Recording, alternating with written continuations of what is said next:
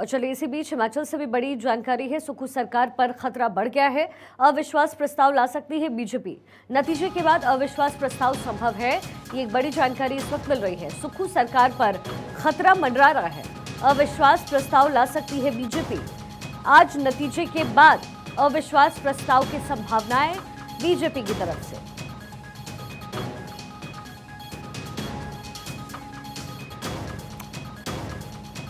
हिमाचल से ये बड़ी जानकारी। सुक्खू सरकार पर खतरा बढ़ गया है। अविश्वास प्रस्ताव ला सकती है बीजेपी। नतीजे के बाद अविश्वास प्रस्ताव की संभावनाएं हैं। सुक्खू सरकार पर खतरा बढ़ रहा है। अविश्वास प्रस्ताव बीजेपी की तरफ से लाया जा सकता है। ये जानकारी निकल कर आ रही है।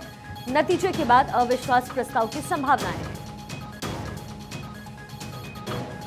राज्यसभा के लिए आज चुनाव हुआ है, वोटिंग हुई है और इस बीच ये बड़ी जानकारी है। नतीजों के बाद अविश्वास प्रस्ताव संभव। थानेश्वर शर्मा मेरे सहयोगी मेरे साथ जुड़ गए हैं। थानेश्वर, क्या कुछ जानकारी आप तक पहुंची है और बीजेपी की स्ट्रैटेजी क्या है? सूत्रों से जानकारी निकल कर आ रही है। कांग्रेस के कुछ जो नाराज थे विधायक वो बीजेपी को वोटिंग कर सकते हैं। बीजेपी को वोटिंग करेंगे तो कांग्रेस ने साफ शब्दों में कह रखा था कि अगर आप बीजेपी को वोटिंग करते हो तो आपकी सदस्यता खत्म कर दी जाएगी। ऐसे 8 से 9 जो विधायक है उनके बीजेपी को वोटिंग करने की संभावना है। इसीलिए हो सकता है कि वो जो नाराज विधायक है वो बीजेपी में शामिल हो जाए। तो इसीलिए अभी जो है बीजेपी अविश्वास प्रस्ताव लेकर आ रही है। अभी शाम को जिस समय नतीजे आएंगे इसके राज्यसभा चुनाव के, उसके बाद ही सारी स्थिति क्लियर हो पाएगी कि कितने लोगों ने क्रॉस वोटिंग की है।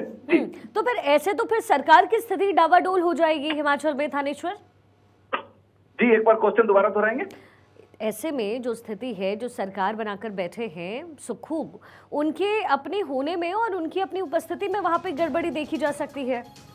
बिल्कुल ठीक कहा आपने। गड़बड़ी तो उनकी सुबह से ही देखी गई थी। जब एक मुख्यमंत्री ये कहता है कि अगर हमारे यहाँ क्रॉस वोटिंग होती है तो उसका मतलब समझा जाएगा कि कहीं ना कहीं सौदेबाजी हुई है। उनका ये कहना कि क्रॉस वोटिंग सौदेबाजी हुई है वो साफ शब्दों में जाहिर करता है कि उन्हें कहीं ना कहीं से जानकारी मिल गई है कि क्रॉस वोटिंग होगी। उनके चेहरे के हाव भाव और जो उनकी भाव गरिमा थी उससे साफ जाहिर हो रहा था कि कहीं ना कहीं कुछ गड़बड़ जरूर चल रही है। जी।